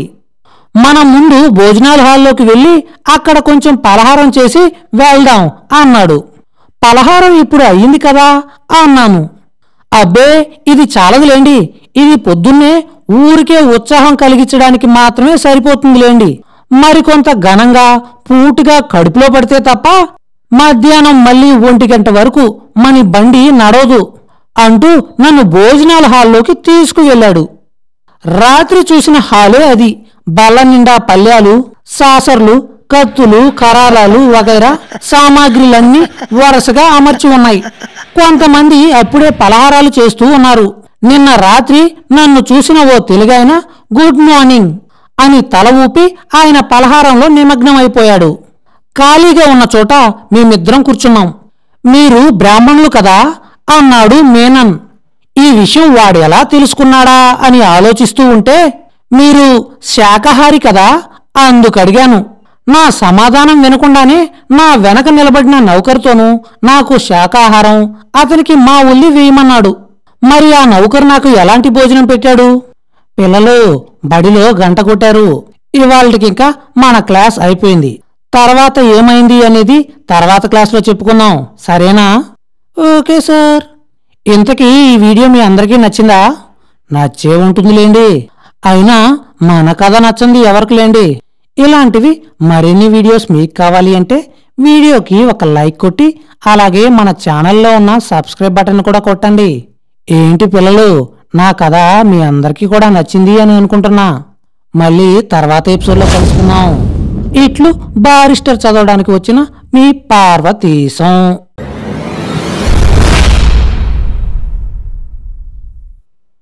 మీరు బ్రాహ్మణులు కదా అన్నాడు మేనన్.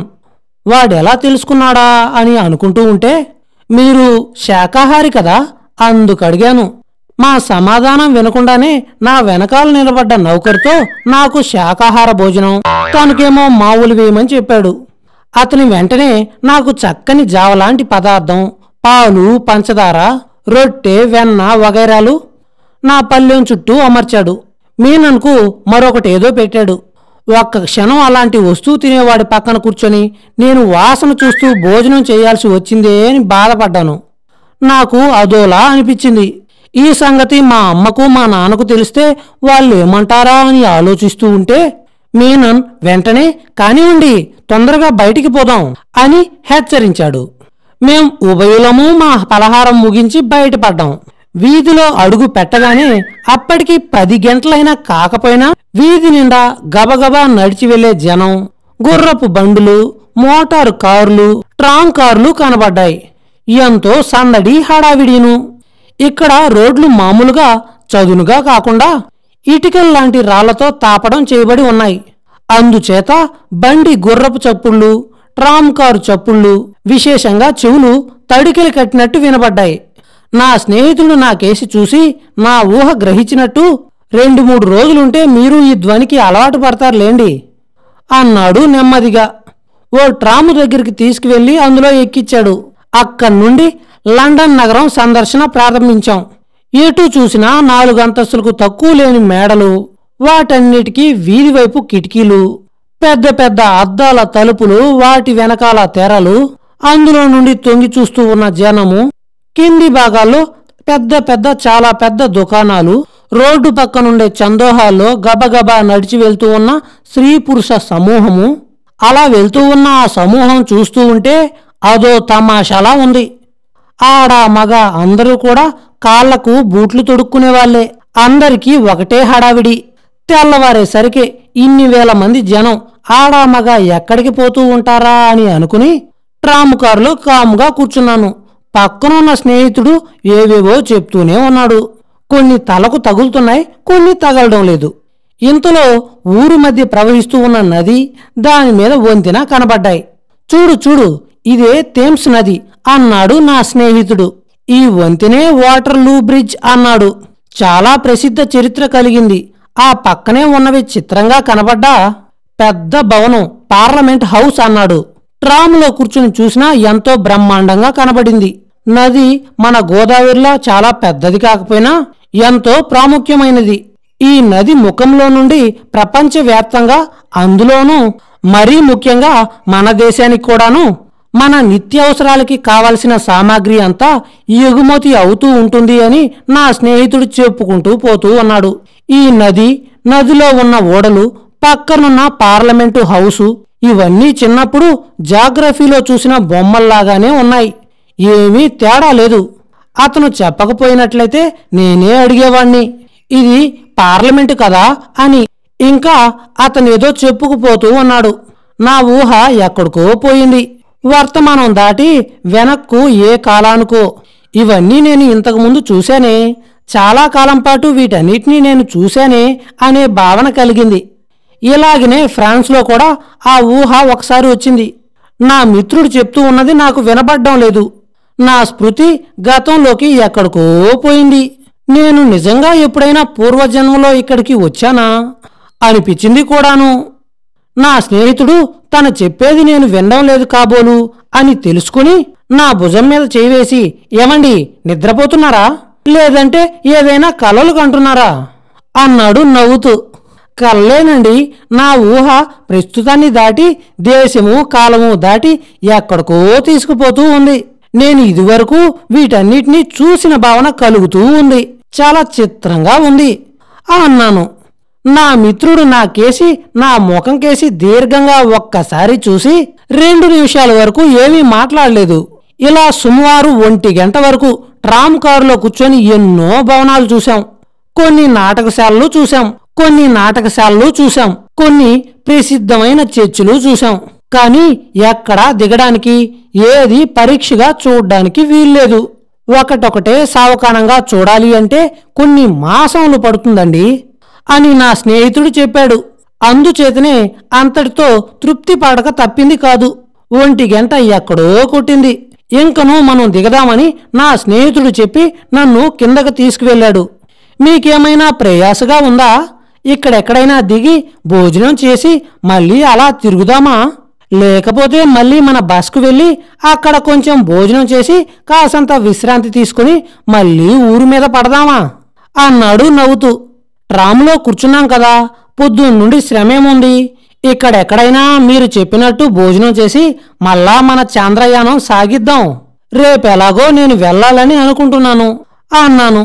సరే రండి ఇలాగా అంటూ ఒక చిన్న హోటల్కి దారి తీశాం. మేం వెళ్లేటప్పటికీ కొన్ని వేల మంది ఆ చిన్న హోటల్లో కూర్చున్నట్టు అనిపించింది. ఇంత చిన్న హోటల్ అయినా ఇక్కడికి ఎంతమంది జనం వస్తున్నారు అంటే ఇదొక రకంగా మంచి హోటలే అయ్యుండాలి అనుకున్నాను. మేము గది 4 మూలలో తిరిగి ఓ 2 కుర్చీలు సంపాదించగలిగాం. మేము కుర్చీలో కూర్చోకముందే ఒక వంటవాడొచ్చి నా స్నేహితుడి చేతికి నాటి వంటకాలు రాసున్న ఒక కార్డు చేతికిచ్చాడు. నా స్నేహితుడు ఆ కార్డు తీసుకుని తనకు కావలసినవి ఏమిటో పురమాయించి నన్ను చూపించి నేను శాకాహారనని, నాకు అనుకూలమైనవి ఏవో తీసుకురమ్మని చెప్పాడు. ఆ కార్డేమిటి అని మా స్నేహితుడిని అడిగాను. అంటే ప్రతి హోటల్లోనూ అక్కడ తయారయ్యే భోజన పదార్థాల జాబితాను అచ్చు వేయించి ఉంటారని, అక్కడికి వచ్చిన అతిథులకు చెప్తే వాళ్ళకి కావలసిన వస్తువులు చెప్పి తెప్పించుకోవడానికి వీలుగా ఉంటుందని ఇక్కడ ఏర్పాటు చేశారని, ఏ హోటల్లో అయినా ఇదే పద్ధతని చెప్పాడు. మద్రాస్ హోటల్లో ఏమున్నాయని మనం అడగడం, ఇడ్లీ సాంబార్ వడై అని వాడు ఏదో నోటికొచ్చింది చెప్పడమును, వాడు చెప్పినవన్నీ మనకు వినబడకపోతే ఏదో ఒకటి తెప్పించుకోవడం, తిన్న తర్వాత ఎవరూ మనతో చెప్పకుండానే వెనకాల నుండి అంజి కాలన అని అరవడం, ఇవన్నీ కూడాను జ్ఞాపకం వచ్చి ఈ ఏర్పాటు చాలా బాగుంది అని అనుకుంటూ ఉండగా మా స్నేహితుడి ఎదుట ఒక ప్లేటు, నా ఎదుట ఒక ప్లేటు ఆ నౌకరు తీసుకొచ్చి ఉంచాడు.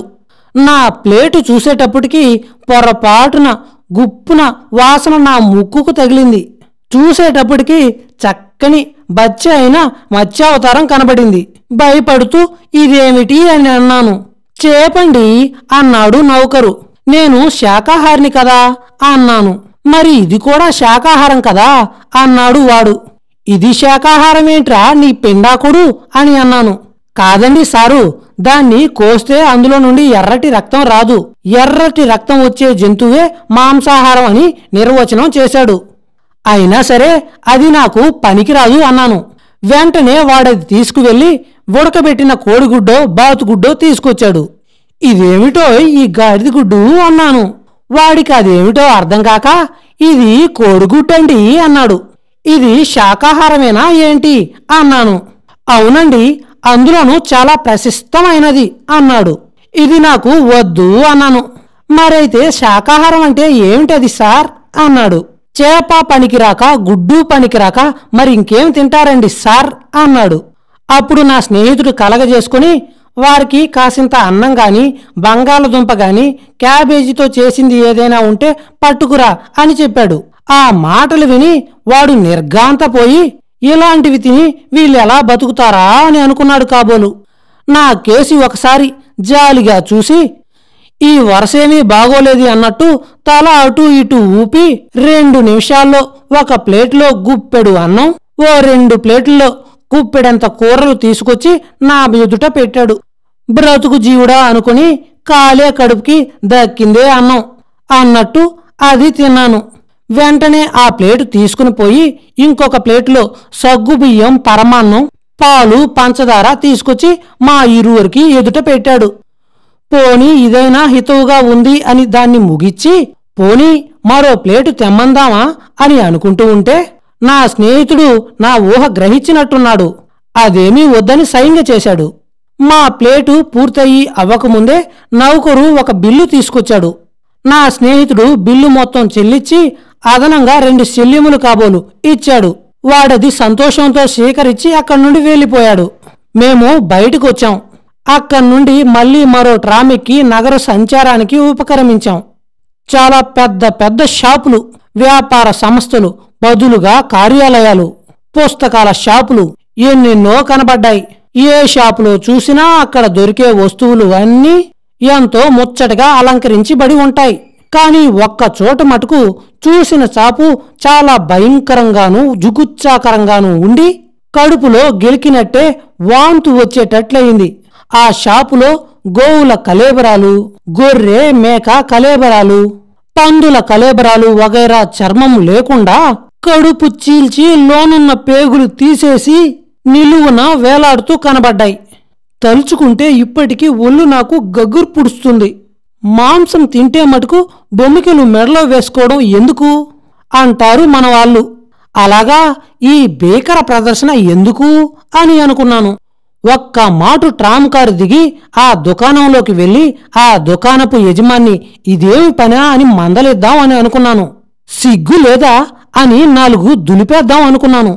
ఇక ఆ తర్వాతేమైంది అనేది తర్వాత ఎపిసోడ్లో తెలుసుకుందాం. బారిస్టర్ పార్వతీశం. మాంసం తింటే మటుకు బొమ్మికలు మెడలో వేసుకోవడం ఎందుకు అంటారు మన వాళ్ళు. అలాగా ఈ భీకర ప్రదర్శన లేకపోతేనేమా అనుకున్నాను. ఒక్క మాటు దిగి ఆ దుకాణంలోకి వెళ్లి ఆ దుకాణ యజమాన్ని ఇదేం పనా అని మందలిద్దామని కూడా అనుకున్నాను. సిగ్గు లేదా అని 4 దులిపేద్దాం అనుకున్నాను. ఇంతలోకే ఆ కొట్లు దాటిపోయాయి. ఆ దృశ్యం మరుగున పడగానే నా ఆవేశం కొంచెం తగ్గి అది ఏమైనా మన ఊరా లేకపోతే మన దేశమా, మనం చెప్తే మటుకు వాళ్ళు వింటారా అనే ఆలోచన తోచి ఇంకా నయం తొందరపడి గొడవ పడ్డాను కాదు అనుకుని సంతోషించాను. తర్వాత డబల్గస్ క్రేర్ అనే ఒక ప్రదేశం, అందులో మధ్యన నెల్సన్ శిలా ప్రతిమ చూపించాడు. ఆ తర్వాత ఏదో పిక్కడిల్లి సర్కస్ అన్నాడు. అయితే ఇక్కడ కూడా సర్కస్ కంపెనీలు ఉంటాయా అన్నాను. ఉంటే చూడవచ్చు అంటే అతను నవ్వి మనకు వీధిలో కనబడే జంతువులు తప్ప మరో జంతువులుండే సర్కస్ కంపెనీ ఏవీ లేవిక్కడ. ఈ ప్రదేశం పేరు సర్కస్ అంటారు. ఈ పేరు ఎందుకు వచ్చిందో మటుకు నాకు తెలీదు అన్నాడు. అప్పటికి సాయంత్రం 4 గంటలైంది. మళ్లీ ఒకచోట ట్రాము దిగుదాం అన్నాడు. నేను నన్ను దిప్పి దగ్గరలో ఉన్న మరో హోటల్కి నన్ను తీసుకువెళ్లి అక్కడ మళ్లీ టీ వగైరా పలహారాలు ఏర్పాటు చేశాడు. పలహారాలంటే మనకు పునుగులు, మిఠాయి ఉండలు వంటివి లేవు. రొట్టె, దానికి అనుపానం వెన్న, రేగి పండ్లతో తయారైన అదేదో జామట, కొన్ని తీయని కేకులును, ఇవి పలహారపు వస్తువులను. లఘుగా పలహారం కానించి మళ్లీ బయటపడ్డాం. ఈసారి ట్రాములకేసి ఎక్కకుండా ఎంతో దూరం షాపులకేసి చూస్తూ ఎంతో దూరం నడిచాం. అక్కడ ఒక పిక్చర్ హౌస్ అనేది ఉంది. అక్కడ నా మిత్రుడు ఆగాడు. పైన పెద్ద పెద్ద అట్టల పైన చిత్రమైన స్త్రీ పురుషుల బొమ్మలు కనబడ్డాయి. ఇదేమి అన్నాను. రండి లోపలికి పోదాం, ఇది చూపించడానికే మిమ్మల్ని లోపలికి తీసుకువచ్చాను. లోపల ఒక తెర మీద కదిలే బొమ్మల నాటకం మనకు కనబడుతుంది, చాలా బాగుంటుంది అని లోపలికి దారి తీసి చెరొక్క టికెట్ కొని లోపలికి తీసుకువెళ్ళాడు. లోపలంతా చీకటిగా ఉంది. ఒకతను మాకు దీపం చూపించి మేము కూర్చోవలసిన చోటు చూపెట్టాడు. మేము కూర్చున్నాము. మా పక్కన ఎవరున్నారో, లోపల ఎంతమంది ఉన్నారు అనేది మాకు కనబడలేదు. మాకు ఎదురుగా ఒక పెద్ద తెల్లని తెర, దాని మీద స్త్రీ పురుషుల బొమ్మలు హావభావాలతో కదిలిపోతూ ఉన్నాయి. కొంతసేపటికి ఇది ఒక నాటకము ఈ రూమ్ లో ప్రదర్శన అవుతుంది అని తెలుసుకున్నాను. ఆశ్చర్యశక్తుణ్ణయ్యాను. మాట మంతి లేకుండా, ఏ శబ్దము వినబడకుండా, మనుషులు కనబడకుండా కేవలం బొమ్మలతోటేనే 2 గంటల సేపు నాటకం వేశారంటే నాకు ఆశ్చర్యం వేసింది. నాకది ఎంతో అద్భుతంగా అనిపించింది. ఏమనడానికి మాటలు కనబడలేదు. మధ్యన మటుకు 1-2 సార్లు వెలుతురు వచ్చింది. ప్రదర్శనశాల అంతా కనబడ్డది. అది చాలా పెద్దది. అదను పక్షం 1000 మంది పైగా స్త్రీ పురుషార్థులందరూ కూర్చొని ఉన్నారు. ఇందులో తరతమ భేదం ఉండదేమో అప్పుడు తెలియలేదు. ఇంతమందిని ఏ అలరి లేకుండా ఈ ఛాయా నాటకం ఆకట్టుకోగలిగింది అంటే ప్రదర్శకులు ఎంత ప్రజ్ఞావంతులో అని అనిపించింది. మేము నాటకం చూడడం పూర్తవగానే నెమ్మదిగా లేచి బయటకు వచ్చాం. తెర మీద ప్రదర్శన సాగుతూనే ఉంది. వచ్చేవాళ్ళు వస్తూనే ఉన్నారు, వెళ్లేవాళ్ళు వెళ్తూనే ఉన్నారు. మన ఊరికి మళ్ళీ నాటకం పూర్తయిన తర్వాత ఒకరినొకరు జనాలు తోసుకుని బయటికి రావడం వంటివి లేవిక్కడ. ఒక ప్రదర్శన అవ్వడంతోటే ఆపకుండా మళ్ళీ మరో ప్రదర్శన మొదలవుతుంది. అందుచేత ఎవరికి తీరిక కలిగినప్పుడు వాళ్ళొచ్చి లోపల కూర్చొని వాళ్ళు ఏ రంగం వరకు ప్రదర్శన చూశారో మళ్ళీ వచ్చి ఆ రంగం దగ్గర నుండి కూర్చొని చూసి పూర్తయిన తర్వాత వెళ్ళిపోతారు. అంతేకాని మొదటి నుండి మళ్ళీ చూద్దామని ఎవ్వరూ అక్కడ కూర్చుని పోరు. ప్రదర్శన జరుగుతున్నంతసేపు హాల్ అంతా ఎంతో నిశ్శబ్దం. మన దేశంలో ఇలా ఉండడం సాధ్యమా? న్యాయంగా తమరు చూడడం అయిపోగానే మన వాళ్ళంతా బయటికి పోతారేమో అని, కొత్తగా వచ్చిన వాళ్ళకి చోటిస్తారేమో అని నేను నమ్మలేదు. వెంటనే వెళ్ళకపోతే మటుకు అడిగేవాడెవని మనల్ని? నాటకం బాగుంటే మరో మాట చూడవచ్చు కదా. ఇంతమందిలో మనల్ని ఎవరు ఆనవాళ్ళు కూడా పట్టలేరు కదా.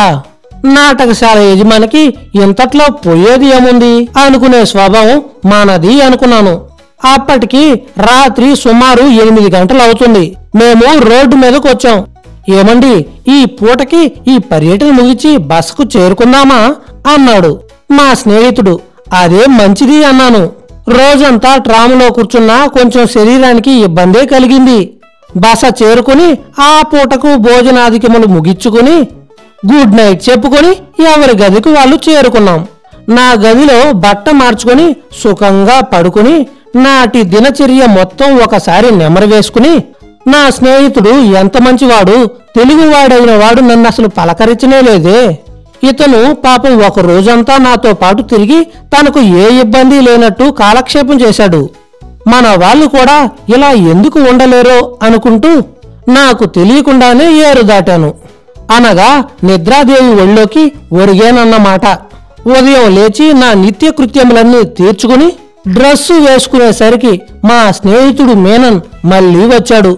నవ్వుతూ గుడ్ మార్నింగ్ చెప్పి కూర్చొని, నీకు రాత్రి బాగా నిద్ర పట్టిందా అని, ఏమీ అలసటగా లేదు కదా అని యోగక్షేమములన్నీ కనుక్కున్నాను.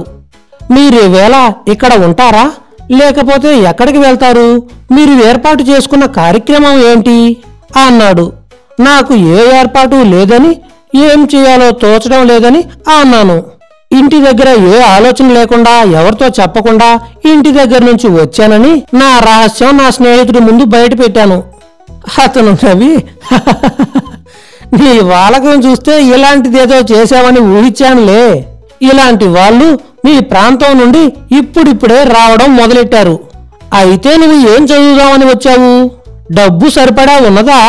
మీ వాళ్ళు పంపిస్తారా, లేకపోతే ఇక్కడి నుండి వెనక్కి వెళ్ళిపోతావా అన్నాడు. నేను కొలంబో నుండి మా వాళ్లకు ఉత్తరం రాశానని, వాళ్ళు నాకు మార్షల్స్ కు డబ్బు పంపించారని, నన్ను ఇంటికి తిరిగి రమ్మంటూ ఉత్తరం రాశారని, కాని నాకలా వెళ్లిపోవడం ఎంత మాత్రం ఇష్టం లేదని, ఎలాగో శ్రమపడి మా వాళ్ళు డబ్బు పంపించగలరని, అందుచేత ఎక్కడో ఒక చోట చదువులో ప్రవేశించాలని నా నిర్ణయం అని చెప్పాను.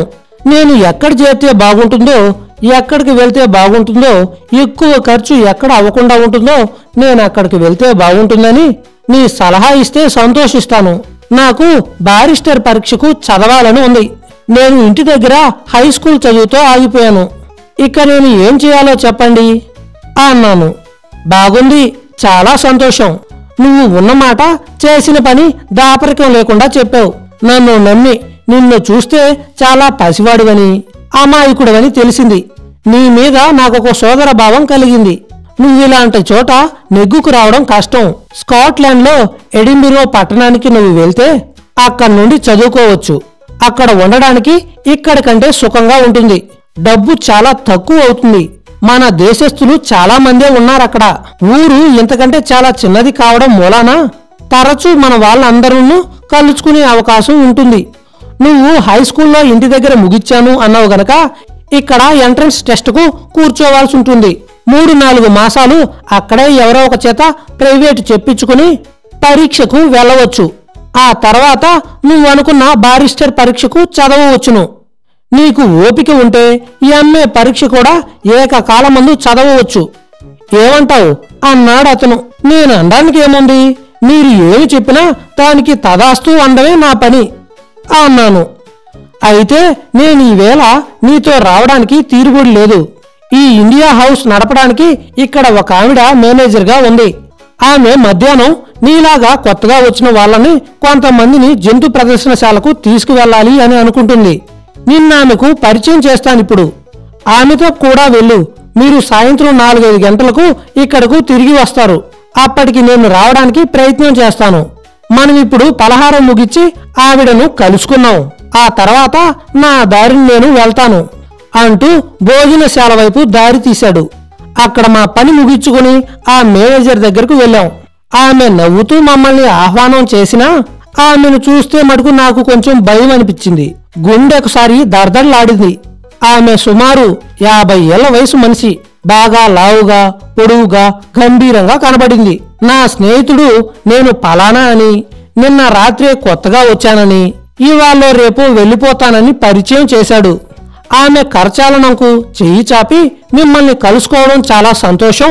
మీకు తొందరగా పని లేకపోతే ఇంకొక 4 రోజులున్నా పర్వాలేదు. మీకేమీ ఇబ్బంది లేదు. ఈ ఊరు అందాలన్నీ కూడా చూడవచ్చు.